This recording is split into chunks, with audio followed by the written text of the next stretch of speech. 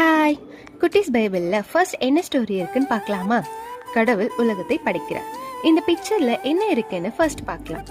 Wow, சூரியன், சந்திரன், நட்சத்திரம் சொல்லிட்டு வானத்துல இருக்கிற எல்லாத்தையுமே படைச்சாங்க.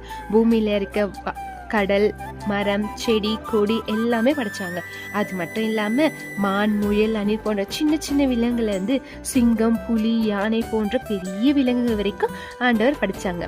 அது மட்டும் இல்லாம கடல்ல என்னெல்லாம் உயிர் வாழும், மீன், வாத்து, அப்புறம் பறக்கிறதுல என்னெல்லாம் இருக்கு, காகம், கழுகு, புறான்னு சொல்லிட்டு எல்லாத்தையுமே ஆண்டவங்க படைச்சாங்க. எல்லாவற்றையும் படைத்த கடவுள் கடைசியா 2 மனுஷங்களை படைச்சாங்க. அவங்க யாருன்னு தெரியுமா? ஆமா, அவங்கதான் ஆதாம், ஏவாள். எழுத்தாங்க 7ஆம் நாள் ஓய்வு எடுத்தாரு. 6 நாள் எல்லாத்தையும் படைச்ச பிறகு 7ஆம் நாள் ஓய்வு எடுக்கும் போது கடவுள் சந்தோஷமா இருந்தாரு.